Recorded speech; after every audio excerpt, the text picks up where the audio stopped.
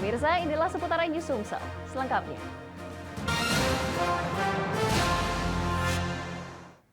Kita awali informasi pertama pagi ini pemirsa. Kedapatan membawa uang palsu dari Kabupaten Nganjuk, Jawa Timur. Seorang pemuda asal Kabupaten Ogan Komering Ulu Timur, Sumatera Selatan ditangkap anggota Satreskrim Polres Ogan Komering Ulu Selatan.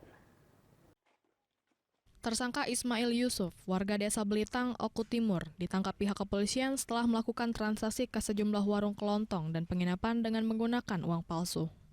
Dari pengakuan tersangka, dirinya mendapatkan uang palsu tersebut dari rekannya yang berada di wilayah Nganjuk, Jawa Timur yang saat ini masih menjadi buruan polisi.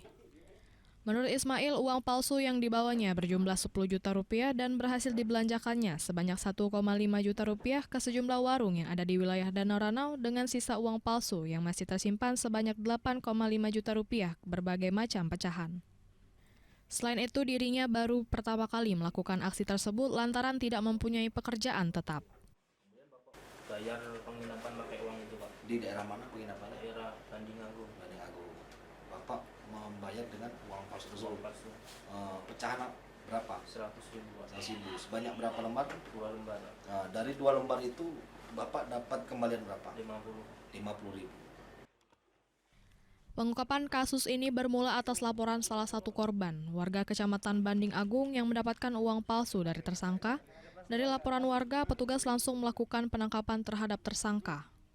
Dari tangan tersangka, polisi menemukan ratusan ribu uang palsu berbagai pecahan, terdiri dari pecahan uang palsu 100.000 sebanyak 39 lembar, pecahan 20.000 sebanyak 235 lembar, dan uang palsu pecahan 10.000 sebanyak 28 lembar.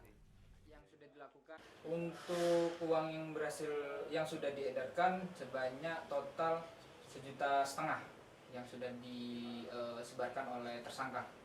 Ini pelaku ini ada jaringan tertentu nggak ada?